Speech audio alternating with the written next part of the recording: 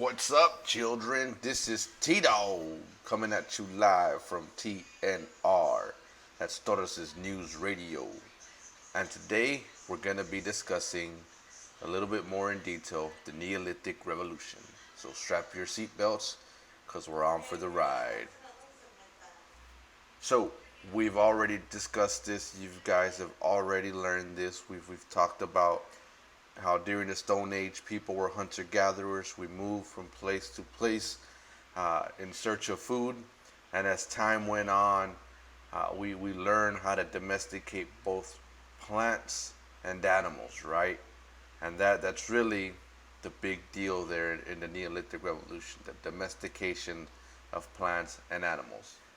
And as the population increases, so does the amount of villages that become prominent along river valleys.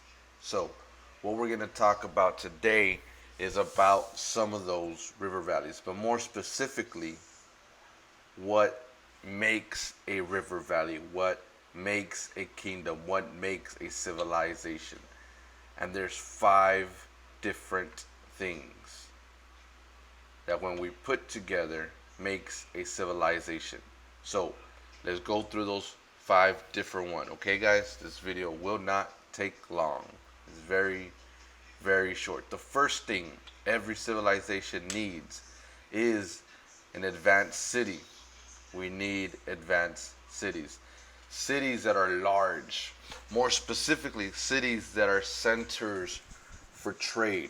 If a city has trade, if a village has trade, if a community has trade, then that would make it an advanced city. Otherwise, it's just a settlement. That's number 1. And one of the first ones that we're going to talk about next week is Sumer of Mesopotamia. Number 2, advanced technology. Technology is a must, right? We no longer have stone tools. Now we have things like the wheel, the plow. Sailboats are going to be developed. We're going to use weapons, bronze weapons, that give us a military advantage over other people. The wheel is going to make things faster for us as it allows quicker trade between places. So advanced technology is number 2, guys. The third is record keeping. If you remember from previous videos, prehistory means the time before writing. A civilization is only considered a civilization when they develop some sort of means of writing, some means of record keeping, right? Some sort of way to keep track of taxes, of laws, of the trading system, of how many people are in your city, of important names, of important dates, of important events. This is a beginning of history with the development of record keeping. Right. And the first that we're going to see next week is this thing right here. We're going to call this cuneiform. We're going to call it cuneiform. Sorry about that, guys. And cuneiform is a bunch of wedge-shaped symbols. And it was first developed to keep track of food. And as people got more and more complex, because of life getting more and more complex, it will eventually develop into both a written and verbal language.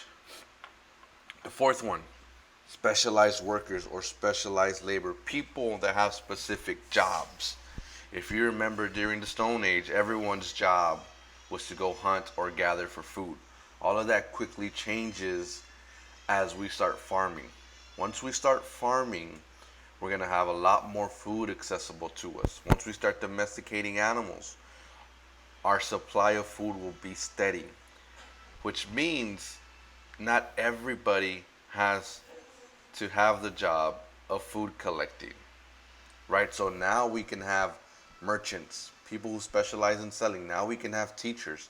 Now we can have metal workers, people who create armor and weapons. Sure, we still need farmers, people to tend the farm.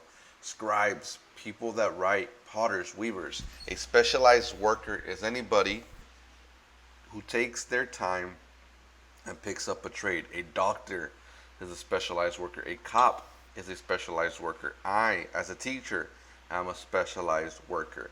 And for the first time ever in history, we are going to see a class system, a distinction between the rich and the powerful up here, and the not so rich and the not so powerful down here. We're going to have a class system that's going to be incredibly, incredibly important as we move forward. The last thing an advanced civilization needs is a complex institution. And there's two complex institutions. The first one is government, right? And the second is religion. And both of their jobs is to keep order in society. The government's job is to pass laws and to enforce them. Their job is to take care of the people, to make sure that people are living in peace, right? Now, religion doesn't necessarily pass legal laws. Instead, it passes moral laws. It tells people what's right and what's wrong. It shows people what is good and what is bad, what will get you to heaven and what will send you to hell. And that's what keeps people in check. They get so concerned about the afterlife that religion helps keep order. Religion helps people be focused on what's important, and it allows for communities to come together and really thrive and build up each other and not tear each other down. Temples are going to be huge things as people begin to worship more and more gods. And it's very different from the way we live today. Normally today, most people only worship one god. During this time period, people worshipped many gods. They believed in many gods. And most of their gods were gods of nature. The god of rain, the god of sun, the god of earth, you name it. Most of their gods were gods of nature. So, children, by now you guys should understand what makes up a civilization, right? Again, there's five. There is record keeping, advanced cities, there is complex institutions, right, which was the last thing that we just mentioned. And then there are, sorry, they're spacing my mind, specialized labor or specialized workers.